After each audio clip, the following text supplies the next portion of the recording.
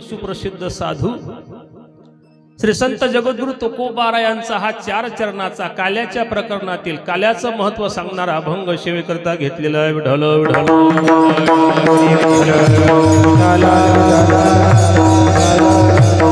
अभंगार बोलण्यापूर्वी थोडासा परिहार निष्ठ आहे, तो म्हणजे असा, ही सेवा किम निमित्त आहे सर्वांना माहितीच आहे. आपल्या या गोंधनापूर गावामध्ये गेली 14 वर्षापासून म्हणजे 14 वर्ष श्री विठ्ठल रुक्मिणी वर्धापन दिन 16 या ठिकाणी यावर्षी साजरा होत आहे, दरवर्षीच होत आहे.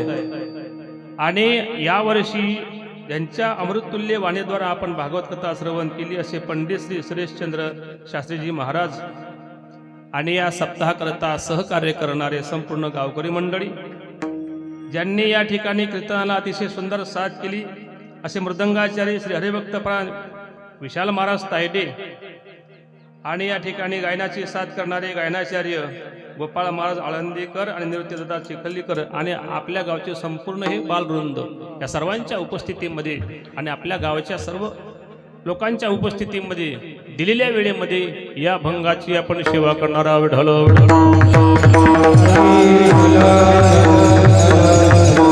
वारकरी संप्रदायामध्ये काल्याच्या कीर्तनाला अत्यंत महत्व आहे. 1 दिवसचा 1 का असो, 7 दिवसचा सप्ताह असो, महिन्याचा अधिक मास असो, श्रावण मास असो का 4 चतुर्मास असो, या सर्व कार्यक्रमाची सांगता काल्याच्या कीर्तनाने महाराष्ट्रामध्ये होते, त्याच्या बाहेर होत नसते. विठ्ठल विठ्ठल. काल्याच्या कीर्तनाकरता 3 प्रकरणातले अभंग घ्यावे लागतात. 1 आहे गवळण, 2 आहे बालक्रीडा आणि 3 आहे काल्याचं प्रकरण. पैकी आजचा अभंग काल्याच्या प्रकरणातील. काले सुद्धा 3 प्रकारचे, उपजनिया पुरती येऊ काला खाऊ दही भात. दही म्हणजे मुरमुरे पोहे लाया हे जीवाचं प्रतीक आहे. दही ताक हे प्रेमाचं प्रतीक आहे. आणि जीवाला एकत्रित करायचं असेल तर प्रेमाशिवाय जीव एकत्रित येत नाही. लक्षात. हा एक काला आहे. दुसरा काला तुका म्हणे काला कोठे अभेद देखिला, हा वेदांती लोकांचा जीव ब्रह्माचा ऐक्याचा काला आहे. हा वार करायला फार मोठा मान्य नाही. पण तिसरा आहे हरिनामाचा खिचडी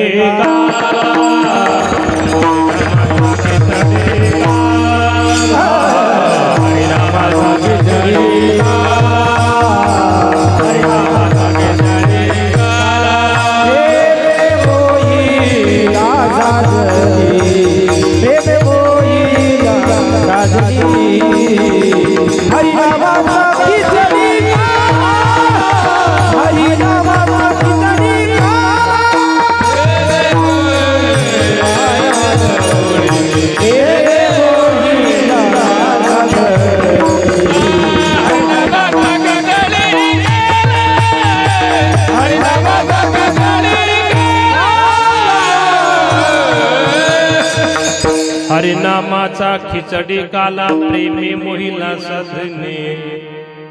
प्रत्येक जीवानं देवाचं नाव प्रेमानं घेणे याला नामरूपी काला म्हणतात. हे पोहे मुरमुरे लाह्या आधी काय असेल हे काहीतरी प्रतीक आहे, पण खरा काला नामरूपी काला. म्हणून तुकोबाराय आजच्या भंगातून नामरूपी काल्याचंच महत्व सांगतात. काय म्हणतात तुकोबाराय? आम्ही आमच्या कंठामध्ये कृष्णमणी धारण केला. विचार केला तर जगामध्ये 84 प्रकारचे मणी आहेत आणि संत वाङ्मयामध्ये 12 मण्यांचं वर्णन केलं. सूर्यकांत मणी, चंद्रकांत मणी, नागमणी, देवमणी, कौस्तुभ मणी असे अनेक मणी. हे बाकीचे मणी श्रीमंत करतील, जगामध्ये प्रसिद्धी करून देतील, पण देवाची प्राप्ती करून देत नाहीत. म्हणून या ठिकाणी कृष्णमणी म्हणजे रूपक केलं तुकोबारायांनी. कृष्णमणी म्हणजे आम्ही देवाचं नाव आमच्या कंठात धारण केलं. संताची भाषा.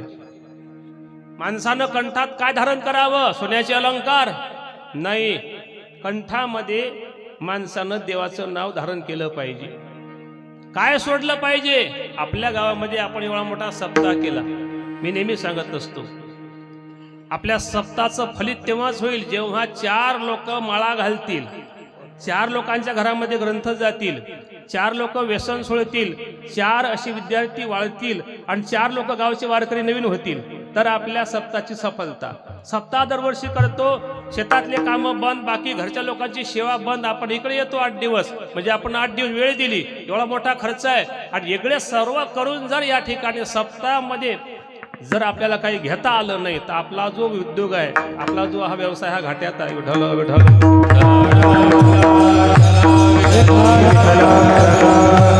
विचार केला तर कुठलाही व्यवसाय, शेती, नोकरी आपण आणि लोभाशिवाय करत नाही, लाभाशिवाय करत नाही. काहीतरी फायदा असला पाहिजे माणसाचा. घराच्या बाहेर पाय टाकत नाही मनुष्य. काव चला खामगावला, माझा काय फायदा? तुम्हाला चहा पाचतो तेव्हा मनुष्य घराच्या बाहेर पळतो. बरोबर? इथं येऊन मी काय करू? तसं तुम्ही या ठिकाणी आले, काहीतरी फायदा आहे ना.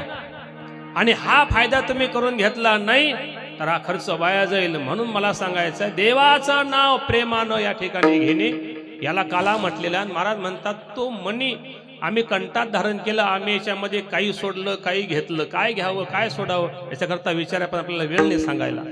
मग या ठिकाणी आपल्याला 4 वाणी आहेत, परा, पश्यंती, मध्यमा, वैखरी 4 वाणी आहेत. आम्ही कंठात देवाचं नाव धारण केल्यामुळे फायदा काय होते मी सांगून गेलो. फायद्याविषयी कोणी काही करत नाही. काय फायदा होते? आतलं पाप निघून जाते. कोणी म्हणून महाराज आम्ही काहीच पाप केलं नाही. तर ज्ञानोबा सांगतात, नामाशी विनमुख तो नर पापी. बरेच लोक म्हणतात, आपण म्हणतो माळ घाला, आमच्या मनाचीच माळ आहे, चला पंढरपूरला, आम्ही काही पाप नाहीत केले लोक म्हणतात. पण ज्ञानोबाचं मत खोटं करता का? नामाशी विनमुख, नामस्मरण नाही केलं. सून चांगली आहे, मुलगा चांगला आहे, संपत्ती घरात चांगली, आरोग्य चांगले आहे, तुम्ही देवाला विसरले.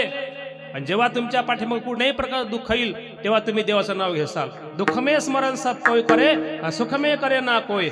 अगर सुख में स्मरण करे दुःख काय को होय. आलं लक्षात? मग या ठिकाणी आता आपल्याला भविष्यात संकट येऊ नये यासाठी तरी सुखात जरी तुम्ही असले तरी देवाला विसरू नका. पहाते पांडव अखंड वनवासी, परी त्या देवासी आठवीती विठ्ठल विठ्ठल.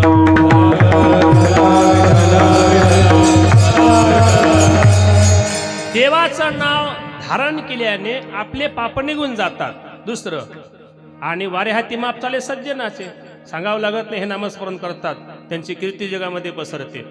व्यवहार सांगतो, काही घरामध्ये माणसं काटकसरी असतात. काटकसरी माणसं संडास बाथरूमच्या मध्ये एकच बल लावतात. लक्षात? एका बलाची बचत करतात.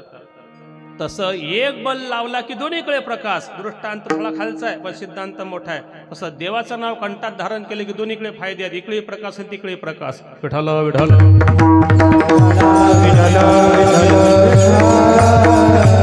आणि असा आपला फायदा असल्या कारणानं असं देवाचं नाव आम्ही तर कंठात धारण केलं, तुम्ही सुद्धा करा असं तुकोबारायचा आग्रह आहे अभंगाच्या पहिल्या.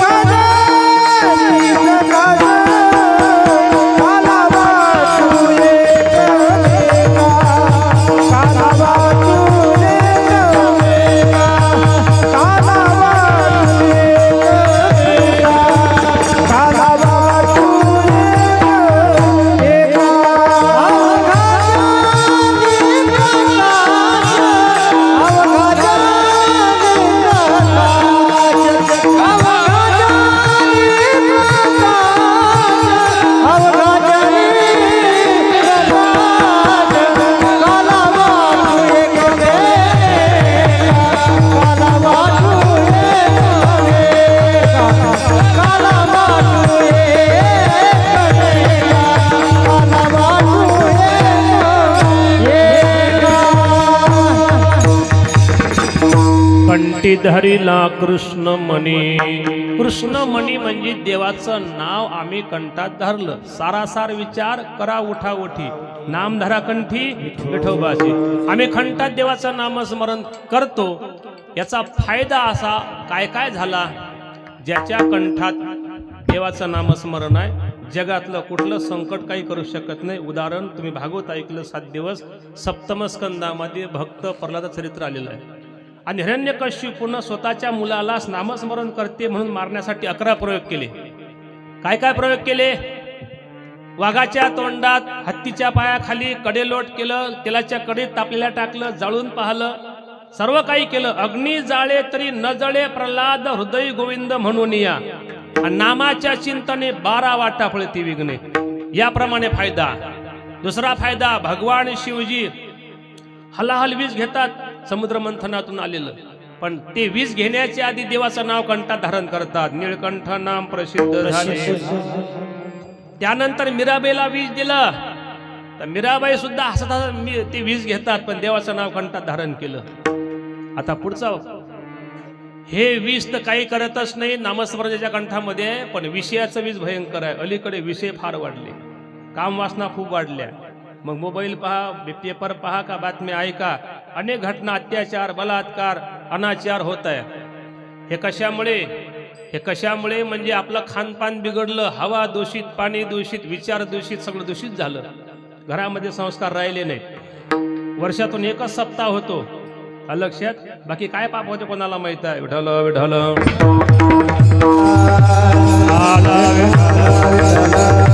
हे विषय वाढले, सांगणारा कोणी नाही. पण हे विषय घालवायचे असतील तरी सुद्धा नामस्मरण महत्वाचा दृष्टांत सांगतो. मीराबाईच्या महालामध्ये एक मोलकरी होती काम करायला. बरेच दिवस भांडे कुंडे असं काही काम किरकोळ करत असताना तिचा तरुण मुलगा लग्नाला आलेला. एक दिवस मोलकरींसोबत मीराबाईच्या महालामध्ये गेला. मीराबाई बसल्या होत्या भजनाला. आता मीराबाईचं सौंदर्याचं तेज, राजकुमारीचं तेज, त्यानंतर त्या ठिकाणी भक्तीचं तेज, सौंदर्य पाहलं तो भाळला. मी लग्न करीन तर मीराबाई सोबतच. त्यानं जेवण सोडलं, पाणी सोडलं. या जगाच्या पाठीवर एकच नातं निस्वार्थी आहे, ते म्हणजे आईचं. लेकुराचे हित वाहे माहुलीचे चित्त, ऐशी कळवळ्याची जाती करीला भावीनं. मी नेहमी सांगतो, ग्रंथात ग्रंथ गीता, प्रेमात प्रेम माता, पतिव्रतेत पतिव्रता सीता. दुधात दूध गाईचं, फुलात फुल जायचं, प्रेमात प्रेम आईचं. स्वामी तिन्ही जगाचा, आई विना भिकारी. पण लक्षात ठेवा, तुम्ही श्रीमंत झाले, किती मोठं शिक्षण घेतलं, लोक पाया पळतील, पण पाठीवून हात फिरणार नाही. तो फक्त मायचा आणि बापाचा फिरतो. विठ्ठल विठ्ठल. मुलाच्या चिंतेनं आई चिंतित झाली. का रे बाळा, जेवण करत नाही, पाणी पित नाही, झोपत नाही, झालं तरी काय? आई, तुला सांगू, तुझ्यासोबत मी आलो आणि मीराबाईचं सौंदर्य पाहलं, मनातले विषय वाढले, विचार बदलले, लग्न ग्रंथ मीराबाई सोबत आत्महत्या करील. आईला विचार पडला. एक दिवस मीराबाईनं सहज विचारलं, का ग, तुला खायला प्यायला चांगलं आहे, आरोग्य चांगलं आहे, तब्येत का क्रूज झाली? तिने सांगितलं, सांगण्यासारखं नाही, सांग, काही करणार नाही, घाबरू नको. मग सांगितलं, माझा मुलगा तुमच्याकडे आला आणि तो म्हणतो की लग्न ग्रंथ मीराबाई सोबतच. आणि त्याला समोर उभं केलं, तुला लग्न करायचं आहे? करायचं आहे. माझी एक अट आहे, हातात तुळशीची माळ घे आणि झाडाखाली बस 8 दिवस आणि काय म्हण, श्रीकृष्ण गोविंद हरे मुरारी हे नाथ नारायण वासुदेव. जे पूर्ण झाला तर मी लग्नाला तयार आहे. हातामध्ये माळ घेतली, झाडाखाली बसला, नामस्मरण चालू झालं. काय नोय केले? एका चिंतिता विठ्ठल, काय होणार नाही? जहा काम आहे वहा राम नाही, आणि जहा राम आहे वहा काम नाही, तैसा हृदयामध्ये मी रामू. भराभर काम, क्रोध, मद, मत्सर, दंभ, अहंकार, मल, विक्षेप, आवरण, ईर्ष्या सगळं हृदयाच्या बाहेर पडू लागलं नामस्मरणानं, आणि तो देव हृदयात साठवू लागला. विषय सगळे निघून गेले, वृत्ती बदलली, सात्विक झाली. 8 दिवस झाले पूर्ण. मीराबाई म्हणते, घे तो हारण टाक माझ्या गळ्यामध्ये. पण विषय बदलले होते. ब्रह्मानंद आला होता, घळघळ रडला, चरणावर डोकं ठेवलं, कंठी प्रेम दाटे, नैनी निर्लोटे, हृदय प्रगटे, राम रूप. मीराबाई, माफ करा, तुम्ही माझ्या गुरु, मी तुमचा शिष्य, माझे सगळे विषय निघून गेले. विठ्ठला विठ्ठला.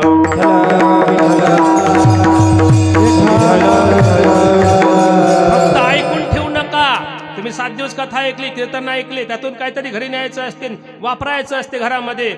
आपल्या घरामध्ये जर मुलं मुली असतील तर तुम्ही स्वयंपाक करताना त्या ठिकाणी काहीतरी म्हटलं पाहिजे, हरिपाठ म्हटला पाहिजे, काकळा म्हटला पाहिजे, अभंग म्हटले पाहिजे, स्तोत्र म्हटले पाहिजे, चिंतन केलं पाहिजे. नाही शिक्षण तुम्हाला काहीच येत नाही, विठ्ठल विठ्ठल तरी म्हणा. पवित्र ते अन्न हरिचिंतने भोजन, आणि जैसा खाएगा अन्न वैसा बनेगा मन.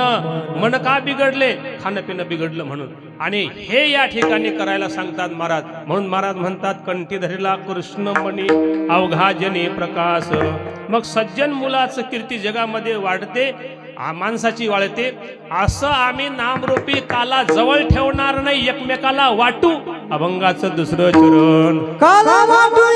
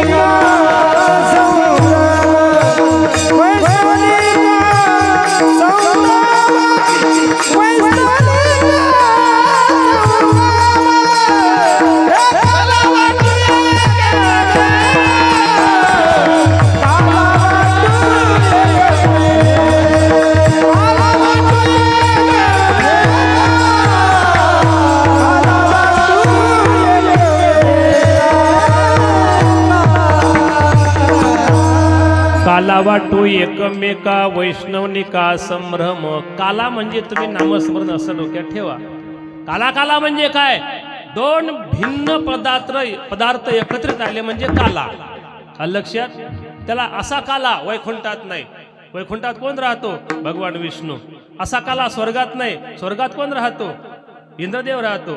असा काला सत्यलोकात नाही. सत्यलोकात कोण राहतो? ब्रह्मदेव राहतो. असा काला कैलासात नाही. कैलासामध्ये कोण राहतो? भगवान शिवजी. असा काला पाताळात नाही. पाताळात कोण राहतो? शेष भगवान. काला कुठं आहे? इथंच आहे. लक्षात. तुका म्हणे काला वैकुंठी दुर्लभ विशेषाला बसंत संगे. वैकुंठीत वैशी नाही कवळ काही काल्याची. आणि स्वर्गीची अमर इच्छिता ती देवा मृत्यूलोकी व्हावा. जन्मा इहलोकीचा हा देह देव इच्छिता ती पाही. याप्रमाणे आपण भाग्यवाराव लक्षात ठेवा. एकनाथ महाराज म्हणतात भरतखंडी नरदेह प्राप्ती हे तो परम भाग्याची संपत्ती. तेतही विवेकू परमार्थी त्याचा वशवर्ती मी परमात्मा. तुम्ही आम्ही भारतात जन्माला आलो, भाग्य घेऊन आलो, पण तेवढ्यावर थांबू नका. संधी सोनं करा. काय सोनं करा? मेल्यानंतर काय सांगतात ते जन्म कधी आहे, काय जग भेटते बघायला. मग आहे ना तुम्ही झाले ना सावध, तर मग काहीतरी चांगलं करून काम उभं करा जगामध्ये. महाराज म्हणतात असा काला कुठंच नसला तर असा काला म्हणजे नामस्मरण. स्वर्गात करता येत नाही, वैकुंठात करता येत नाही, इथंच करता येते नामस्मरण.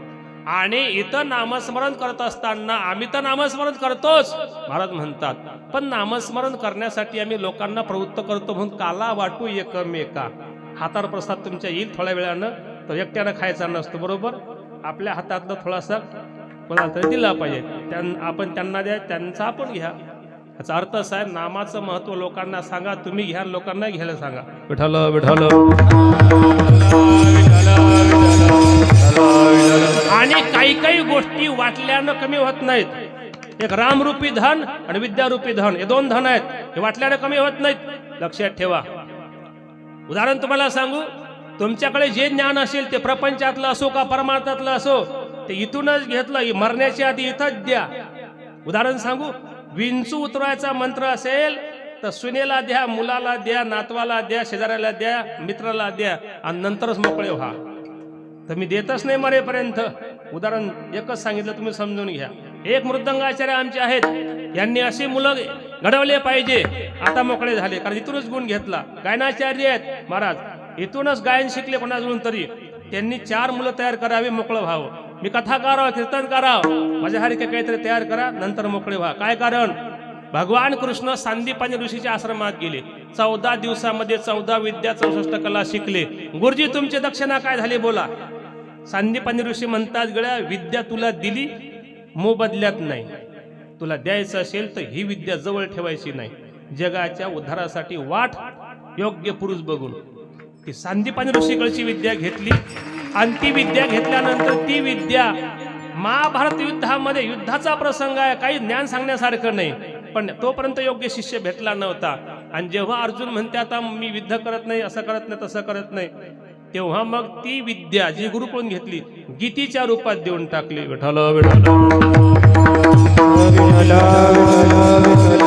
तसं तुम्ही सुद्धा देवा प्रपंचातला कुठलाही गुण असेल तर आपल्याजवळ ठेवू नका, इथूनच घेतला, जन्मता कोणी सोबत आणला नाही, लोकांना देऊन टाका, भविष्य पुढच्या पिढीचं कल्याण होईल. याप्रमाणे 2 धन वाटण्यासारखे आहेत, रामरूपी धन आणि विद्यारूपी धन. 2 धनाच्या पाठीमागं लागले तर घराघराचं कल्याण होईल. आणि घराघराचं वाटोळं झालं 2 गोष्टीच्या पाठीमागं लागले तर. आणि कोण कोण लागलं होतं? परस्त्री आणि परधन याच्या पाठीमागं लागू नये. साधने ह्याची दोन्ही जरी कोणी साधेल, परद्रव्य परनारी यांचा धरी विटाळ. परद्रव्य परनारीचा अभिलाष येतून या रास सर्व भाग्या. कनकाने कांता द्वैका तराया, केल्या विधीने नरकात राया. जो सापडे ना नरकात राया, तो योग्य जाना नरकात राया. ब्रह्मदेवानं माणसाला कापण्यासाठी 2 कात्र्या निर्माण केल्या. त्या कोणत्या? एक परस्त्री आणि एक परधन. या कात्रीत जो सापडला तो नरकात जातो, आणि या कात्रीतून जो सुटला तोच योग्य पुरुष आहे असं महाराज म्हणतात. विठ्ठल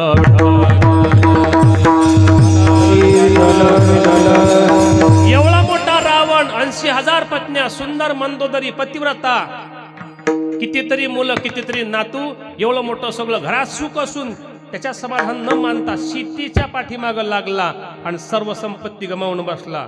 म्हणून लंका जाळली, जाळलेली लंका आणि धन्य धन्य म्हणे तुका. वास्तविक पाहता दुसऱ्याचं घर जळलं तर कोणी म्हणेन का चांगलं झालं, पण तुकोबराय म्हणतात धन्य धन्य म्हणे तो काका. ते मन दुखून कमावलेली संपत्ती असते, ते जळतच असते. विठ्ठल विठ्ठल.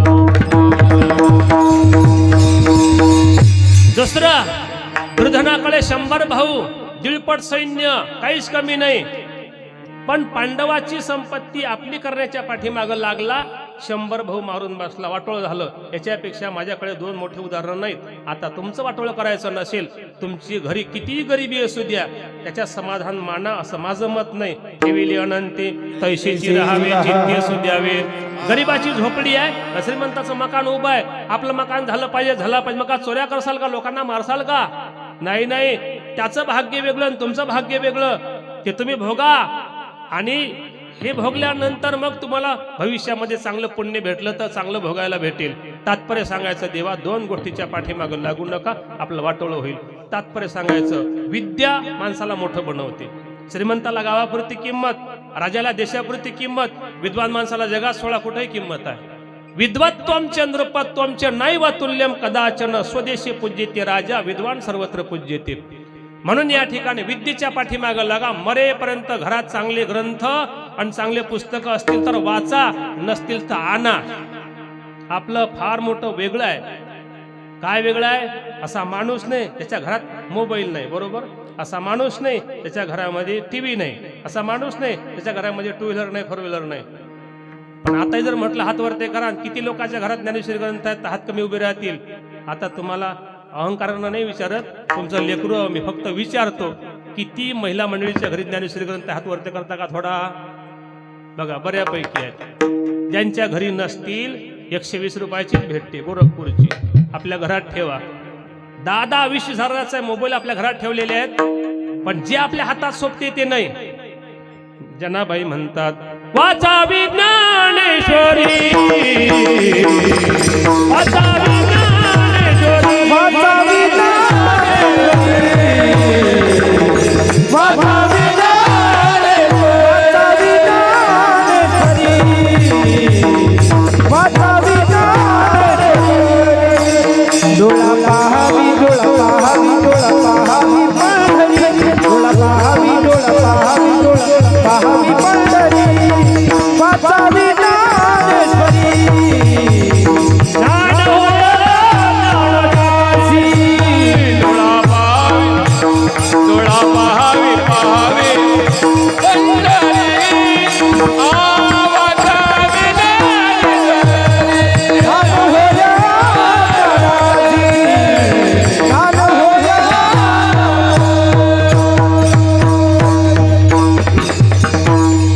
जनाबाई म्हणतात वाचावी ज्ञानेश्वरी, डोळा पहावी पंढरी. काय फायदा होईल? ज्ञान होय अज्ञानाशी, ऐसा वर या टिकेशी. देवाची कृपा पाहिजे, घर सोडू नका, प्रपंच करा, भरपूर पैसे कमवा चांगल्या मार्गानं, पण तुमच्या हातात ज्ञानेश्वरी ठेवा ना. का भाव धरून या वाचे ज्ञानेश्वरी, कृपा करी हरी. मग आणखीन काय पाहिजे तुम्हाला? प्रपंच सोडू नका, पण ते करा. तुमच्या घरात गाथा ज्ञानेश्वरी 300 रुपयात 2 ग्रंथ होतील, ते ठेवा. नाही वाचता आले, वाचणारा जन्माला घालील देव. तुम्ही तोपर्यंत दर्शनच घ्या त्या ग्रंथाचं, झालं बघ तुमचं, बाकी काही नाही. व्यसनात किती पैसे चालले तुमचे? तुमच्या घरातला मुलगा 2 रुपयाची पुडी खात असेल तर दररोजच्या पुढे किती खातो? वर्षाचे पैसे किती गेले? जोपर्यंत जगणार आहे तोपर्यंत किती गेले? खाण्यात आणि थुकण्यात. फायदा काय? उलट रोग होईल. विठाला विठाला. म्हणून या ठिकाणी 2 धन माणसाला मोठं बनवतात. चांगले पुस्तकं, चांगले ग्रंथ घरात ठेवा, बुद्धी चांगली राहील आणि देवाच्या पाठीमागं लागा. म्हणून महाराज म्हणतात 2 धन वाटण्यासारखे, त्यापैकी नामरूपी काला आम्ही लोकांना वाटला. काला वाटू एकमेका, वैष्णवनिका संभ्रम. आम्ही लोकांना नामाचं महत्व सांगितलं, पण त्याचा फायदा सर्वांना होत नसते. कारण तुका म्हणे सोपे आहे सर्व होणी, हे तर असे लक्षात ठेवा. सर्वांना फायदा माहित आहे, पण घेणारे लोक कमी असतात. आता वैष्णवनिका संभ्रम, वैष्णव कोणाला म्हणतात? 15 दिवसात एक एकादशी आताच होऊन गेली, बरोबर. आजची द्वादशी आहे आणि महिन्याच्या 2 एकादश्या, 12 महिन्याच्या 24 एकादश्या केल्याच पाहिजे. 15 दिवस एक एकादशी, कार्य न करसी व्रतसार. काय तुझा जीव जातो एकादशी, फराळाच्या मेशी धनी घेशी. 24 एकादशामध्ये पुन्हा 5 उपास टाका. नृसिंह जयंती, वामन जयंती, गोकुळ अष्टमी, रामनवमी, महाशिवरात्री. 24 अधिक 5 किती झाले बोला? 29. आता पुन्हा सांगा 20 अधिक 9 किती झाले? 29. म्हणजे वैष्णव शब्दाचाच अर्थ, त्याला वैष्णव म्हणतात. 20 अधिक 9 जो करतो तो वैष्णव. दुसरी गोष्ट, वैष्णवाचे प्रकार आहेत अधम, मध्यम, उत्तम, सर्वोत्तम. जो कधी कधी नामस्मरण करतो अधम वैष्णव, सतत नामस्मरण करतो मध्यम वैष्णव, स्वतः नामस्मरण करतो गावाच्या हातून करून घेतो. आपल्या गावात जे कार्यकर्ते असतील किंवा जे तुम्ही सगळे लोक असाल, गावामध्ये सप्ताह उभा केला, 12 म्हणजे डोक्यात ठेवतात. कीर्तन कोणाचं भरायचं, कथा कोणाची भरायची, वर्गणी कोणाची घ्यायची, पंगत कोणाची घ्यायची, बरोबर. आणि त्यांनी हा मेळा आणला आणि म्हणून तुम्हाला या ठिकाणी कथा ऐकायला भेटली, तुम्ही नामस्मरण केलं. अशांना वैष्णवच म्हणतात. लक्षात. विठ्ठल विठ्ठल. म्हणजे स्वतः नामस्मरण करून लोकांच्या हातून करून घेणारा, करता करावे तर अर्ध पुण्य लाभे. थोडकं उदाहरण, एखादी बाई कथेला निघाली आणि दुसऱ्या बाईनं म्हटलं बाई येते नाही तसं ऐकायला, तेही बाई आली नाही, हेही बाई आली नाही, दोन्ही बाईचं पाप त्या बाईनं घेतलं. लक्षात. पण एखादी बाई येत नसेल, हातच दुखतात, पायात दुखतात, बाईनं प्रवृत्त करावं, चला इथंही दुखतात तिथंही दुखतात, 2 शब्द कानावर पळतील. त्या बाईला आणलं तर त्या बाईला त्या बाईचं अर्ध पुण्य भेटलं. विठ्ठल विठ्ठल. म्हणून आणि सर्वोत्तम वैष्णव म्हणायचं काम नाही, नामस्मरण करा. आळंदी पंढरपूर तुम्ही आषाढी वारीला जा आणि तिथं 5 लाख लोक असतात आणि प्रत्येकाच्या मुखात शब्द असते माऊली चला, माऊली चला, माऊली चला, ज्ञानदेव वैष्णव मोठा. आणि हनुमंतराय निघाले शोधा करता सीतेच्या. आणि रामप्रभूला म्हणतात तुमची सीता उंच आहे का, ठेंगणी आहे, गुरी आहे का, काळी आहे, मी बघितलीच नाही, काहीतरी निशाणी सांगा काहीतरी. तेव्हा त्यांनी सांगितलं काहीच नाही. हनुमंता ज्या ठिकाणी माझी सीता असेल तिच्या अवतीभोवतीचे झाडं दगड वेली पाणी पशु पक्षी हवा माझं नामस्मरण करताना दिसशील, समजून चालते माझी सीता आहे. त्याला म्हणतात सानिध्यात गेलं की नामस्मरण करते मनुष्य. पैकी निके वैष्णव म्हणजे त्या ठिकाणी योग्य वैष्णव. विठ्ठल विठ्ठल. बरं अशा वैष्णवांना आम्ही काला वाटणार आहोत, त्यांचा फायदा योग्य वैष्णवाला होत असतो. ठीक आहे, असा काला असं नामस्मरण करण्यासाठी जर बाहेरचे वरचे जरी लोक आले तर त्यांना मी वाकुल्या दाखवू, पण त्यांना काला करण्याचा घेण्याचा आणि त्यांना त्याचा संदेश नाही त्यांना. मग हेच अभंगाच्या तिसऱ्या चरणामध्ये सांगतात.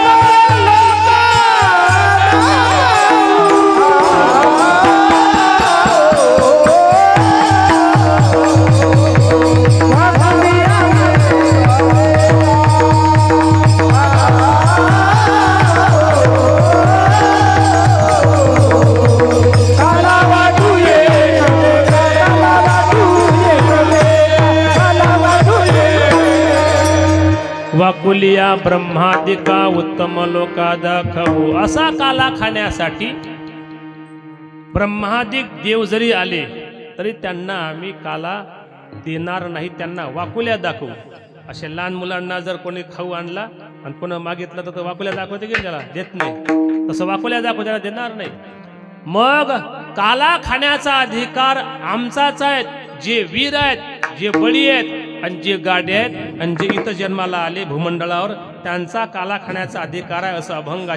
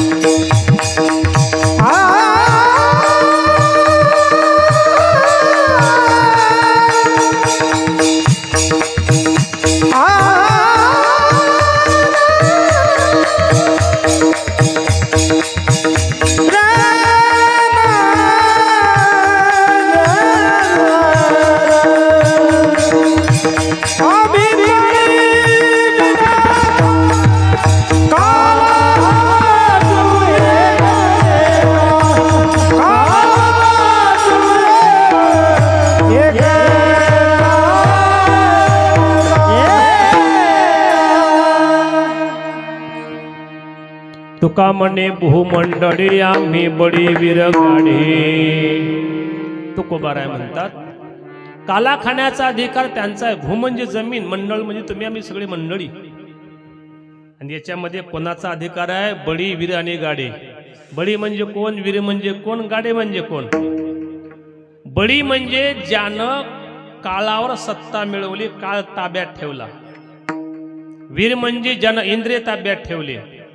लक्षात, माणसाचा प्रवास चांगला करायचा असेल, वाहन ताब्यात ठेवा. जर तुम्ही ताब्यात गेले वाहनाच्या तर तुम्ही जखमी होसाल. तसं मन ताब्यात ठेवा. मन म्हणेल ते देऊ नका. मन तर चांगलं कमी मागते, वाईटच जास्त मागते. या जगामध्ये चांगल्या दुकानात गर्दी कमी आहे, जिथं जाऊ नये तिथं गर्दी जास्त आहे. बघा तुम्ही, गर्दीच्या पाठीमागे धावायचं नाही, मनाला आवरा. कारण तुम्हाला सांगतो 5 गोष्टी कधीच तृप्त होत नाहीत. आपलं पोट किती खा, पेट सरी का पावना कभी नाही देखा, रात को दळप के भरा तभी सुबह भुका का भुका. वितेवडे पोट केवढा बोबाड तयाचा. एवढंच पोट भरण्यासाठी लोक याची टोपी त्याच्या डोक्यात, त्याची टोपी याच्या डोक्यात करतात. बरोबर, जे खावडे ते खातात. मला सांगा, आतापर्यंत तांदळाचे पोते किती खाल्ले, किती खाणार आहे मरेपर्यंत? बरोबर, गव्हाचे पोते किती खाल्ले, किती खाणार आहे? भरलं का पोट? भरणार नाही पोट. तुम्ही किती द्या. समुद्रामध्ये किती नद्यांचं पाणी जाऊ द्या, समुद्र भरला कधी नाही भरला. अग्नीमध्ये किती इंधन टाका, अग्नी कधी शांत होईल का? वाढेल. जवाई बापूला किती हुंडा द्या, किती दरवर्षी नवीन गाळ्या द्या, कधी म्हणणार नाही भरपूर दिलं म्हणून. मरेपर्यंत मागणार असं आहे. आणि घरात प्रपंचात तुम्ही किती वस्तू आणा, किती पदार्थ आणा, कधी म्हणणार नाहीत घरचे लोक की बस झाला आता. तुम्ही 10 मजली बांधा तरी म्हातारा म्हणते जर कापूस चांगला झाला तर 11वा मजला चढवूनच देतो. लक्षात, पण असं म्हणत नाही सप्ताला वर्गणी देतो. विठ्ठल विठ्ठल.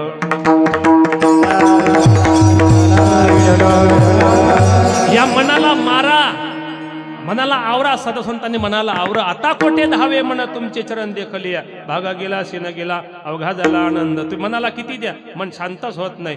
तात्पर्य सांगायचं, ताब्यात ठेवा इंद्रियाला, ताब्यात ठेवा काळाला.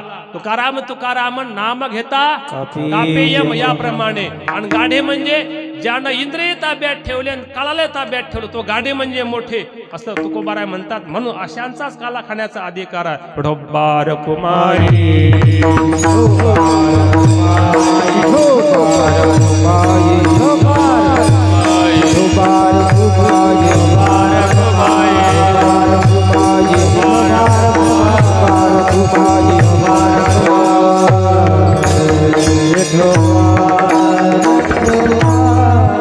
आजच्या कीर्तनकारावर जबाबदारी असते, बंधन असते. कोणतं चरित्र ते उच्चारावे, केले देवे गोकुळ. मथुरेतलं नाही, द्वारकेतलं नाही, गोकुळातलं उत्तम चरित्र सांगायचं असते. आणि यदशे चरित्र केले नारायणे रांगता गोधने राखिता हे रांगत रंगणे चोरित लोणे रांगत रंगणे चोरित लोणे जाऊनी धर गौळणी धर गौळणी पाजिती चरणी दिगराणी यशोदे साधी यशोदे साधी दही दूध बघणे कपाल मिळे नवल केळे साधे कृष्णा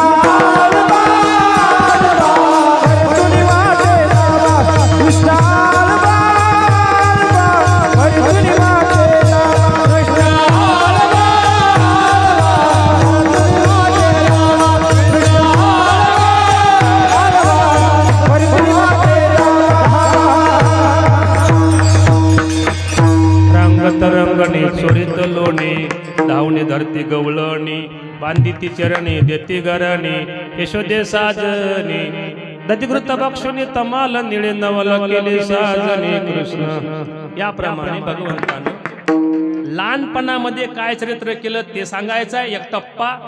दुसरा टप्पा वृंदावनामध्ये गेल्यानंतर आणि गायी चारताना काय काय केलं ते आपल्या वेळेतच सांगायचं आहे।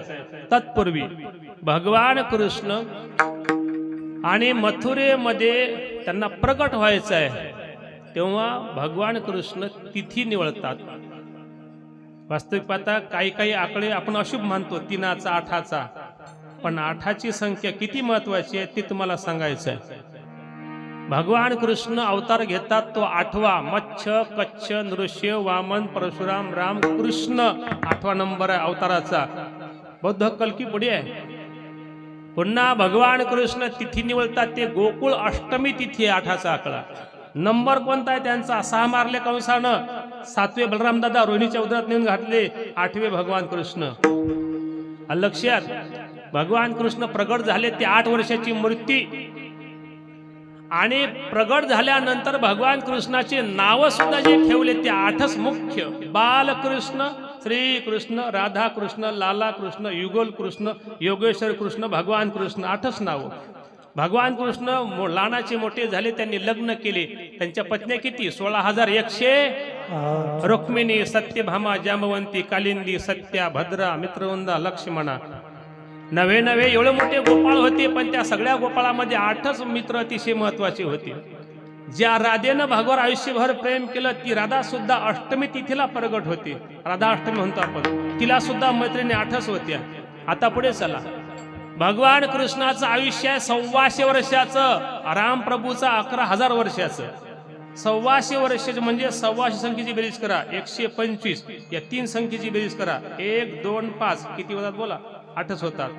म्हणून ऑगस्ट महिना हा 8वा आहे, जानेवारी फेब्रुवारी इंग्लिश महिन्यानुसार, आणि 8व्या महिन्यातच जवळपास गोकुळ अष्टमी येते, बरोबर। म्हणून 7 दिवस तुम्ही कथा ऐकली, आणि काल्याचे कीर्तन कोणत्या दिवशी 8व्या दिवशी विठ्ठल विठ्ठल। बरं भगवंताला 8चा आकडा का आवडला याचं कारण आहे महत्वाचं। एकाचा अंक मराठीमध्ये म्हणा 2 3 10 पर्यंत म्हणा, मराठीतले अंक सर्वांना गाठी आहेत पण 8ला गाठ नाही। 1ला गाठ आहे डोक्यावर, 0 म्हणजे गाठ, 2ला गाठ, 3ला गाठ, सगळ्यांना गाठ आहे, 8ला गाठच नाही। याचा अर्थ साहेब भगवंत म्हणतात परमार्थ किती करा तुम्ही, पण तुमची आतली गाठ जर मोकळी झाली नाही तर तुम्ही मला प्रसन्न करू शकत नाही। आतल्या गाठी कोणत्या आहेत? कोणाला श्रीमंतीची गाठ आहे, कोणाला सौंदर्याची गाठ आहे, सत्तेची गाठ आहे, शिक्षणाची गाठ आहे, शक्तीची गाठ आहे। गाठी काय कमी आहेत का बोला? ह्या गाठी माणसाला परमार्थ करू देत नाही। तोच मनुष्य या ठिकाणी मोकळा येऊ शकतो ज्याच्या मनामध्ये कुठलाच गर्व नाही। चप्पल बाहेर काढली आणि तुम्ही आत बसले, तसं अहंकार बाजूने सोडा। तुम्ही गावचे कोणा आणि जिल्ह्याचे कोणा जमणार नाही। तुम्ही इथं श्रोते आणि इथं वक्ता विठ्ठल त्याचाच परमार्थ आहे। लहानपण देगा देवा मुंगी सागरेचा रवा, आणि तुम्ही मोठेपण कसा तर जयांगी मोठे पणंत या यातना कठीण। लक्षात ठेवा, याप्रमाणे भगवंताला सांगायचं आहे तुमच्या आतल्या गाठी काढून टाका। त्या बासरीला गोपींनी प्रश्न केला, का ग एवढी मोठी आम्ही भक्ती करतो, पण आम्ही दिवसभर भगवंताच्या सानिध्यात राहू शकतो, संध्याकाळ झाली की आम्हाला घरी जावं लागते। त्या बासरीला म्हणतात, भाव सांगितला महाराजांनी, आणि तू असं कोणतं पुण्य केलं रात्रंदिवस देवाच्या सोबत असतं? बासरी सांगते, मी एका जंगलामध्ये जन्माला आली। बासरी होत असते बांबूची, वेळूची, बाशियाची, गावरान भाषेमध्ये, आणि त्याला गाठी गाठी असतात। ती म्हणते ऊन वारा पाऊस सहन केला आणि प्रतीक्षा केली, वाट पाहिली सज्जन माणसाची। एक सज्जन मनुष्य आला, योग्य आकारामध्ये कापलं, मुलाला मुलीला आकार द्या तरच त्या ठिकाणी तुमचं भविष्य चांगलं आहे। तुम्ही आकार दिला नाही, तुम्ही झोपा काढल्या मस्तपैकी, तर भविष्यात तुम्हाला दुःखच आहे। आनंद आश्रम आहे, आनंद सागर आहे इथं, बरोबर, शेगावला। तिथं लोक तिकीट काढतात आणि तिथले झाडं तिकीट देऊन पाहतात। झाडं आपल्या गावात आहेत, कोणीच पाहत नाही। त्या झाडांना आकार आहे, यांना आकार नाही। विठ्ठल विठ्ठल आकार द्यायची गरज आहे, म्हणून योग्य आकार दिला। पण माझ्या आतमध्ये गाठी गाठी, ज्याच्या आतमध्ये गाठी आहे तो मनुष्य मोकळा बोलूच शकत नाही। एखादा गरम स्वभावाचा मनुष्य किंवा बाई तुम्हाला शिव्या देईल, तोंडावर बोलेल, वाईट वाटेल, पण भविष्यात तुमचं काहीच नुकसान करू शकत नाही, मनात काही नाही. आणि एखादा मनुष्य गोड बोलते, पण इथं हलाहल वीज भरलेलं असते. विठ्ठल आणि जेव्हा कोणाचं कडून काहीतरी काम करून घ्यायचं आहे, तेव्हा मनुष्य गोळच बोलते आणि नम्र होते. लक्षात, मनुष्य नम्र पाहिजे, पण नम्री नाही पाहिजे. लक्षात, गोड बोला, पण कोणाचं काम काढू नका. महाराज म्हणतात, आपले तुकोबाराय म्हणतात, मधुरा वाणी ओठीन तुका म्हणे वाव पोटी. पोटामध्ये काही जागा ठेवू नका, मोकळं ठेवा पोट तुमचं. एखादी बाई म्हणते ती तुला बोलली, ते थांब म्हणते माझ्या पोटातच आहे. बरोबर, एक दिवस काढतोच मी. तुम्ही काढसाल त्याची भांडण करसाल, काढून टाका सगळं. आपल्याकडे मोबाईल आहे, सगळे प्रकारचे मेसेज येतात, ते सगळे साठवू नका. मोबाईल हँग होत असते, ते डिलीट मारत जा. सगळे मेसेज तुमच्याकडे येतात, या बाईनं हे म्हटलं, त्या बाईनं ते म्हटलं, सगळे घेऊन येता का डोक्यात? नाही ना, मग तुम्हाला लवकर मरावं लागेल. जा डिलीट मारत जा. काही काय विठ्ठल विठ्ठल.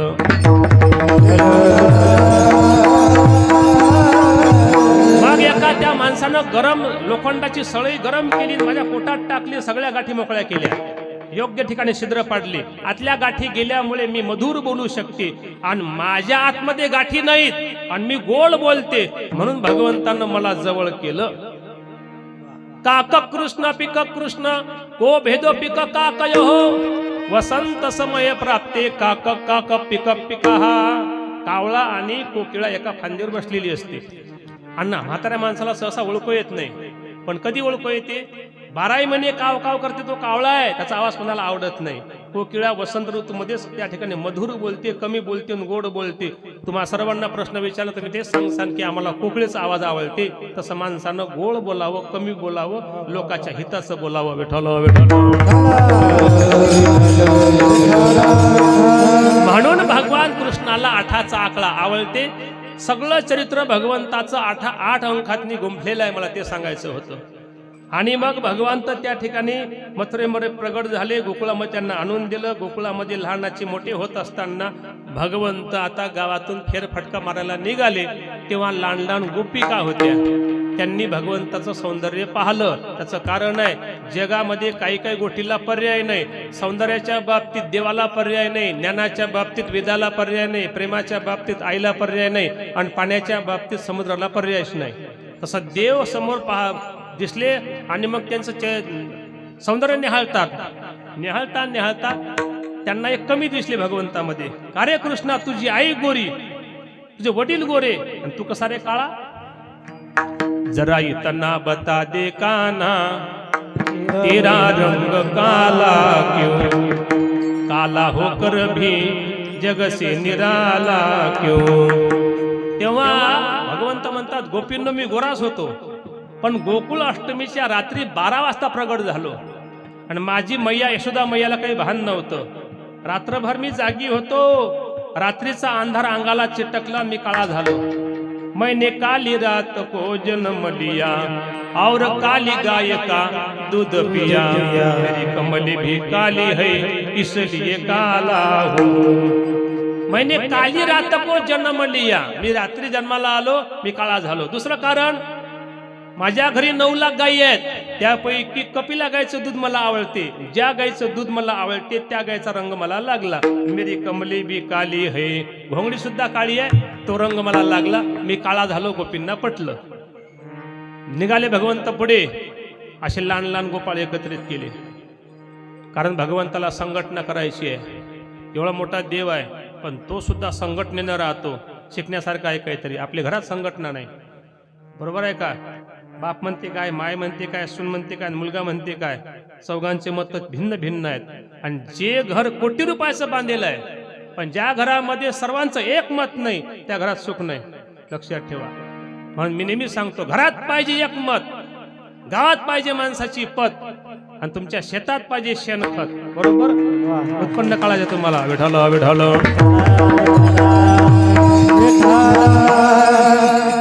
घरामध्ये काही काही नाही पाहिजे. घर में साला, गोठे में हेला और खेत में नाला, उसका कभी न होगा भला.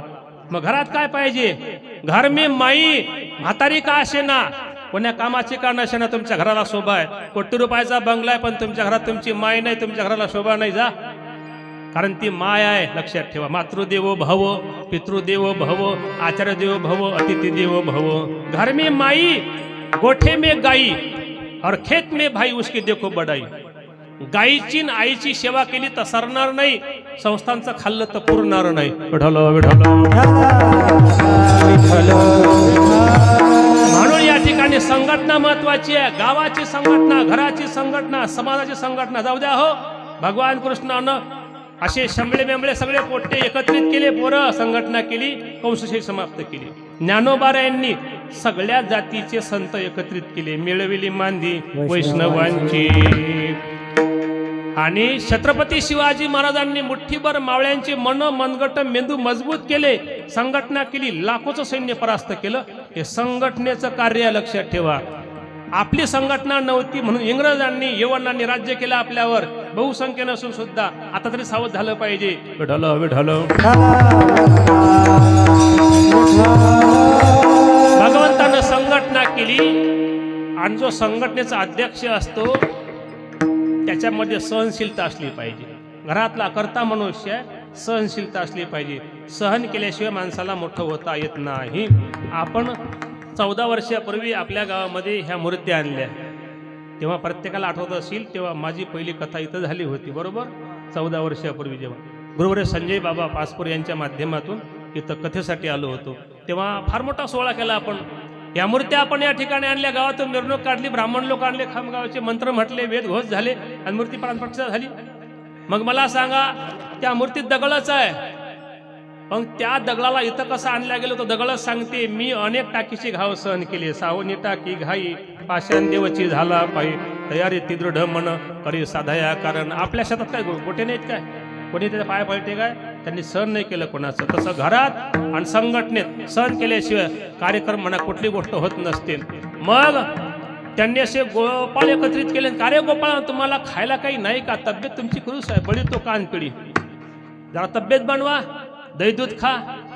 गोपाळाला ते कृष्णाला गोपाळ म्हणतात. कृष्णा दही दूध लोणी भरपूर होते घरी, पण ते आमच्या पोटात जात नाही, ते जाते मथुरेच्या डेअरीमध्ये. मग तुम्ही प्रेमानं मागा, दिलं तर दिलं, नाही दिलं तर आपल्याकडे युक्ती आहे, भगवान कृष्ण म्हणतात. नाही दिलं कोणी, भगवंत म्हणतात हरकत नाही, आता चोरी करायला आपल्याला परवानगी आहे. मग काय करा, भगवंत म्हणतात, याला तरी यारे लागे, याला तरी यारे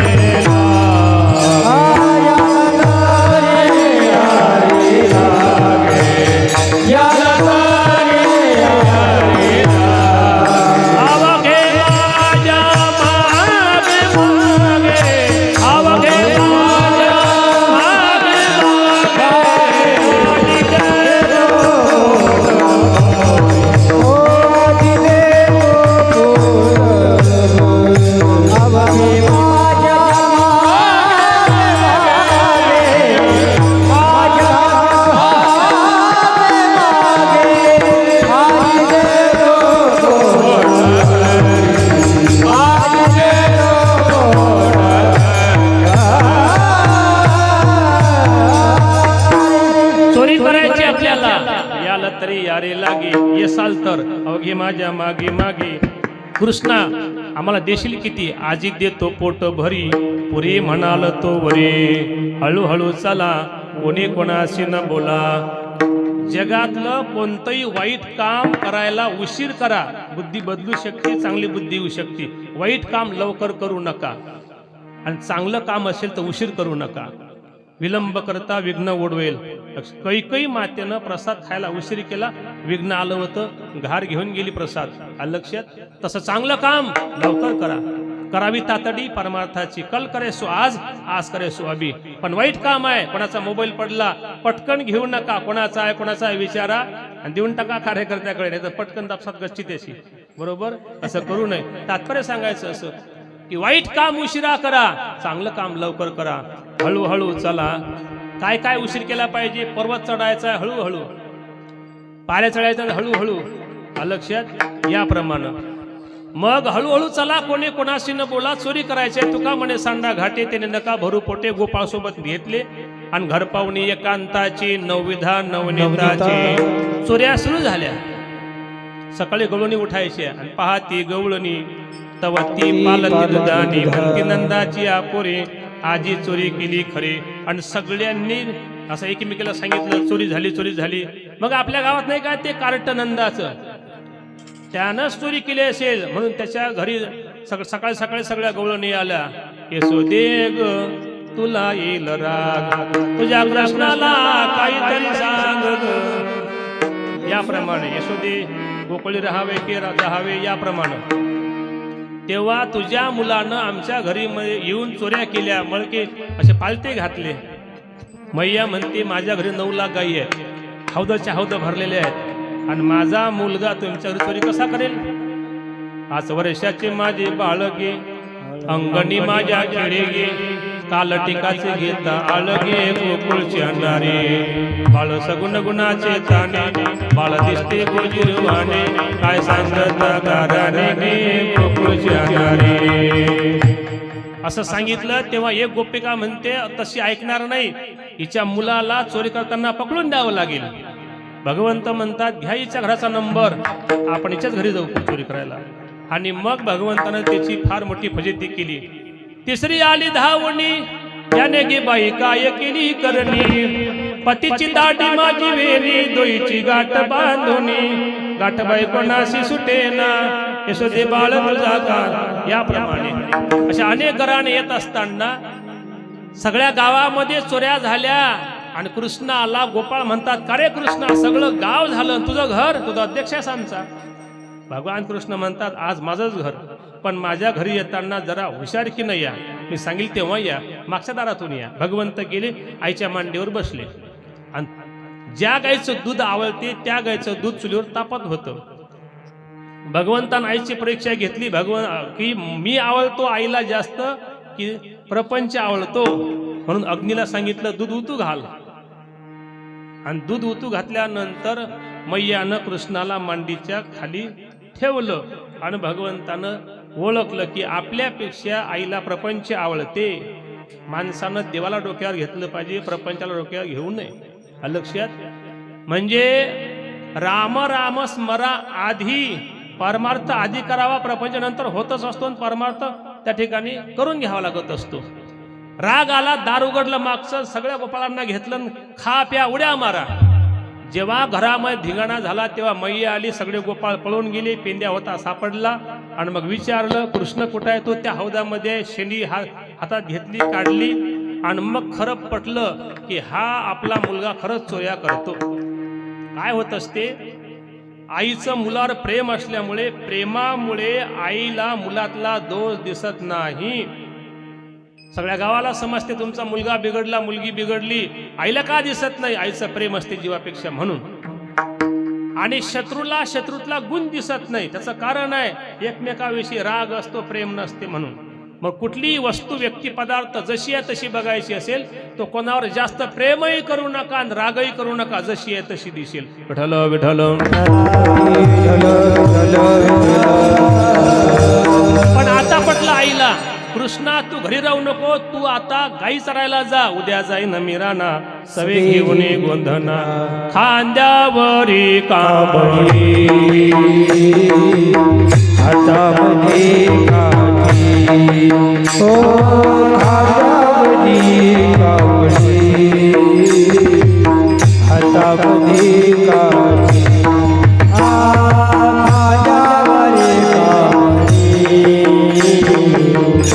Radha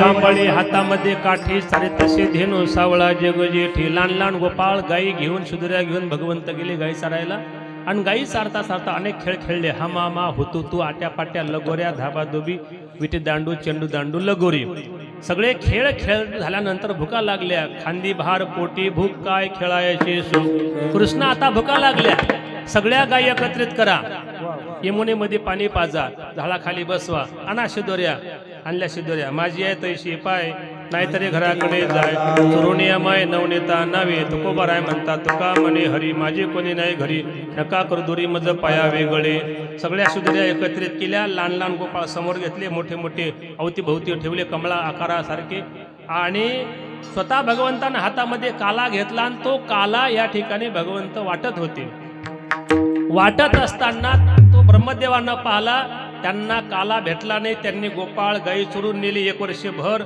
स्वतः भगवंत गायी गोपाळ झाले पुन्हा त्याचा गर्व नष्ट झाला भगवंतानं तो काला यमुनेच्या काठावर केला तोच काला ज्ञानोबारायांनी चंद्रभागेच्या वळवंटात केला आणि तोच काला आपण या ठिकाणी करणार आहोत असं त्या ठिकाणी काल्याचं वर्णन भागवतामध्ये शुकाचार्य करतात बिभ्रद वेणुम जठर पटय शृंग वेत्रेच कक्षयी वामे पानमस्नकवलं तत्फलान्यंगुलेषु तिष्ठन्मध्ये स्वपरिसृदु हासै नर्भवे स्वयि स्वर्गे लोके मिशुति बुभुजे निभुग बाल केली गोपाल कृष्ण भगवान की जय ज्ञानेश्वर माऊली ज्ञानेश्वर माऊली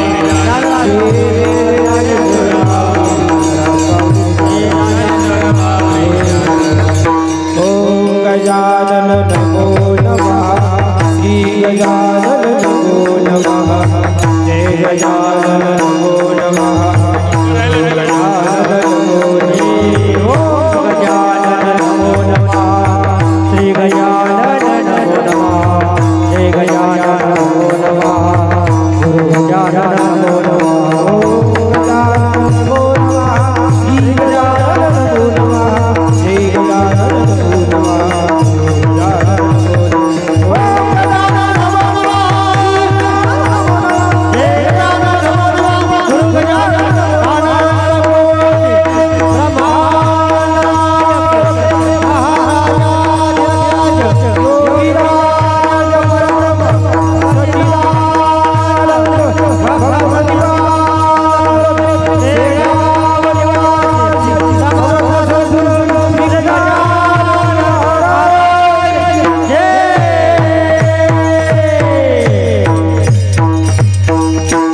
धरिला कृष्णमणी अवघाजनी प्रकाश काला वाटो एकमेका वैष्णवनिका संभ्रम अशा प्रकारे अभंगाचा भावार्थ आणि चरित्र आपल्या समोर मांडण्याचा प्रयत्न केला आणि बोलता बोलता घाईघाईमध्ये काही चुकलं असेल तर बुद्धीची दोष योग्य असेल ते आपल्या जीवनामध्ये वापरण्याचा प्रयत्न करावा आणि आम्ही येत असताना सोबत तुळशीच्या माळी आणल्या काही ग्रंथ आणले काही आपल्या गावाचे महाराज आहेत त्यांच्याकडे सुद्धा आणि ज्ञानेश्वरी ग्रंथ सार्थक ज्ञानेश्वरी आहे 500 रुपयाची पारायण प्रतही आहे भजनी मालिकाही आहे शिलामृत ग्रंथ आहे असे अनेक ग्रंथ आहेत तुम्हाला लागले तुम्ही नंतर घेऊ शकता आणि या ठिकाणी ज्यांच्या माध्यमातून ही सेवा प्राप्त झाली असे रघुभाऊ राखोंडे आणि हरिभक्तपरायण भागवताचार्य धनेश्वर महाराज ढोरे यांच्या माध्यमातून येणे ही संधी प्राप्त झाली या कार्यक्रमाकरता आणि ही संपूर्ण आमची ज्येष्ठ श्रेष्ठ गुरुबंधू मंडळी आपल्या गावातली संपूर्ण टाळकरी मंडळी आणि आपलं संपूर्ण गावकरी मंडळी ज्यांनी ज्यांनी या कार्यक्रमाकरता प्रत्यक्ष अप्रत्यक्ष तन्मनधनाने सहकार्य केलं त्या सर्वांना भगवंत उदंड आयुष्य आरोग्य यशाने बल देव आणि त्यांच्या हातून हाच कार्यक्रम करून घेऊ यानंतर पुढचा कार्यक्रम जो आहे तो मला या ठिकाणी करायचा आहे अभंग म्हणा करायचा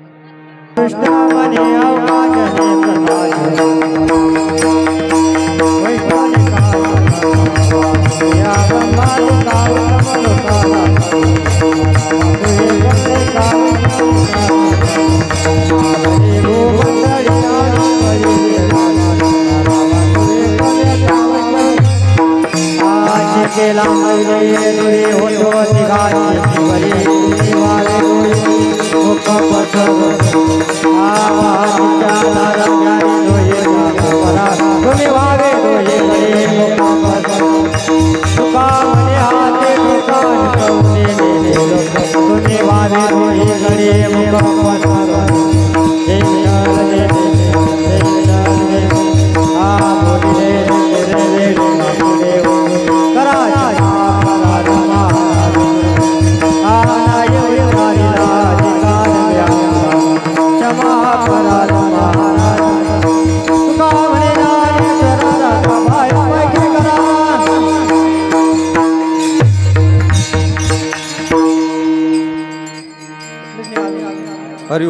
हरि ओम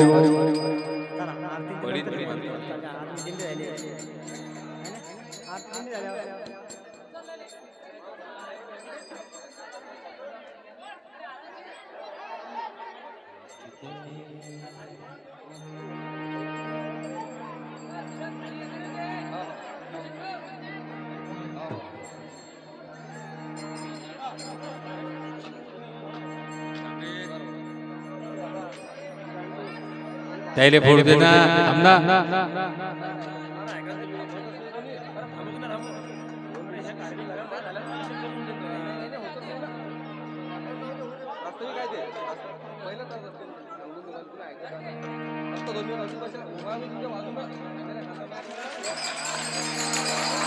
गोपाल कृष्ण भगवान की जय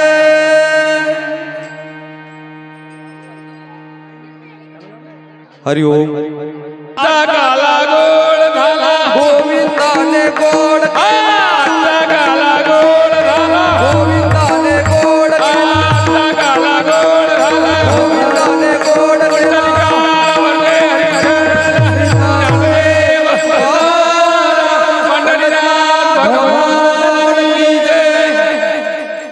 हरि ओम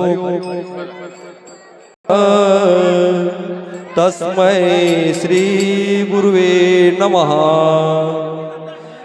सर्व गावातील नागरिक बाहेरगावून आलेले सर्व पाहुणे मंडळी तसेच सर्व महिला मंडळी यांच्या चरणी नवीन पिढी जी आज गोंडापुरामधून हा सर्व कार्यक्रम सादर करत आहे आपल्या समोर कृपा करून सर्व मंडपामध्ये शांतता ठेवा फक्त 15 मिनिटात आपल्याला आपला कार्यक्रम आटपायचा आहे तरी 15 मिनिटं फक्त तुम्ही शांततेने हा कार्यक्रम ऐका कारण जे कार्यकर्ते आहे हा कार्यक्रम तुमच्या समोर सादर करण्यासाठी त्यांना 8 दिवस या वर्षीचे आमचे अध्यक्ष नवीन पिढीतील गोपाळ भाऊ वेरुळकर हे त्यांचे मनोगत 2 मिनिटात तुमच्या समोर सादर करतील अशी मी त्यांना विनंती करतो. रामकृष्ण हरी. रामकृष्ण. उपस्थित सर्व गावातील नागरिक महिला मंडळ सर्व तरुण व बाहेर गावून आलेली सर्व मान्यवर मंडळी आपल्या गोंदापूरमध्ये चालू असलेले विठ्ठल रुक्मिणी वर्धापन सोहळा आज दिनांक 16/12/2025 रोजी संपन्न झाला. या कार्यक्रमासाठी तुम्ही गावातील मंडळींनी खूप अशा मोठ्या प्रमाणात आम्हाला नवीन पिढीला सहकार्य केले त्यामुळे अशा चांगल्या कार्यक्रम आम्ही आज रोजी पूर्ण करू शकलो. तसेच या गावातील सर्व टाळकरी मंडळी भजनी मंडळी तसेच सकाळी ज्यांनी काकडा घेतली तसेच आमचे स्नेही विश्वनाथ भाऊ खेडकर व दिनकर महाराज हरसुल्ले तसेच सकाळी 8 वाजता ज्यांनी विष्णू सहस्रनाम घेतले अशा आमच्या ताई अहिरताई आणि भजनी मंडळ यांचे मोठे या कार्यक्रमासाठी सुंदरता आणली. मी आपल्या जास्त वेळ घेत नाही. मला आपण गावकऱ्यांनी अध्यक्ष पदासाठी निवडले त्याबद्दल मी आपले आभार व्यक्त करतो व तसेच सहकार्य सर्व दरवर्षी आपल्या सर्व मंडळीचे आम्हाला नवीन पिढीला राहो अशी आपल्या सर्व नागरिकांसमोर चरणी प्रार्थना करतो व माझे 2 शब्द संपवतो. गोपाल कृष्ण भगवान की जय. गावकरी मंडळींनी तसेच बाहेरगावून आलेल्या सर्व पाहुणे मंडळींनी जो कीर्तनाचा 8ही दिवस जो आस्वाद घेतलेला आहे ते आपले कीर्तनकार पहिल्या दिवशीचे कीर्तनकार होते अरुण महाराज नायसे, दुसऱ्या दिवशी कीर्तनकार होते अजय महाराज खंडारे, तिसऱ्या दिवशी कीर्तनकार होते शिवाजी महाराज झांबरे, चौथ्या दिवशीचे कीर्तनकार होते आचार्य योगेश महाराज पाचपूर आणि 5व्या दिवशी जे कीर्तन सेवा मिळाली आपल्याला ते होते पंढरीनाथ महाराज दिगोडे. 6व्या दिवशी महंत श्री स्वामी राम भारतीजी महाराज, 7व्या दिवशी कुमारी स्नेहलताई पाटील आणि आज जे आपण कीर्तन ऐकलेलं आहे काल्यांचं हे हरिभक्त परायण शिवाजी महाराज मानकर यांच्या मुखातून आपण हे कीर्तन सेवा आज ऐकली. हे तुम्हाला यासाठी सांगत आहोत की या कार्यक्रमाचं सर्व 8 दिवसामध्ये जे आपण नियोजन केलेलं आहे याच्यामध्ये कोणते कीर्तन झाले जे कोणी इथं आले नसतील त्यांना सुद्धा ह्या गोष्टी तुम्हाला माहित होतील. आता या कार्यक्रमासाठी सकाळपासून जे आपला कार्यक्रम सुरू होत होता, तर सकाळी 4 वाजतापासून आपल्या कार्यक्रमाची सुरुवात होत होती. तर सकाळी 4 वाजता आपल्या इथं एवढ्या थंडीमध्ये थंडी असून सुद्धा आपल्या गावातील महाराज दिनकर महाराजजी हरसुल्ले तसेच विश्वनाथ भाऊ खेळकर यांनी 7 दिवस आजपर्यंत इथं काकडा घेतला. त्याबद्दल मी त्यांचे आभार व्यक्त करतो आणि तुम्ही टाळ्या वाजून त्यांचे आभार व्यक्त करा. त्याच्यानंतर इथं 8 वाजता विष्णू सहस्त्रनाम चालू व्हायचं. 8 वाजता विष्णू सहस्त्रनामासाठी आपल्या गावातील आमच्या काकू आणि आमच्या मामी श्री मंजुळाताई खेळकर व सौ अलकाताई अहिर यांनी यांच्या सुमधुर वाणीतून आपल्याला विष्णू सहस्त्रनाम ऐकवलं. त्याबद्दल त्यांचे सुद्धा तुम्ही टाळ्या वाजून स्वागत करावं. तसेच आपल्या इथं हार्मोनियम साठी अरुण भाऊ देशमुख हे शिरसगावून रोज आले आणि त्यांनी सुद्धा चांगल्या सुंदर अशा स्वरामध्ये आपल्याला हार्मोनियम ऐकवली. त्याबद्दल त्यांचे सुद्धा आपण स्वागत करावे. त्यानंतर आपल्या इथं विदर्भ सम्राट जे मृदंगाचार्य आहेत विशाल महाराज तायडे यांचं स्वागत. यांनी जे मृदंग वाजवला यांचं कौतुक प्रत्येक कीर्तनकारांनी केलं आणि खरोखरच ते विदर्भ रत्न आहेत. यांच्यासाठी जोरदार अशा एकदा टाळ्या झाल्या पाहिजे.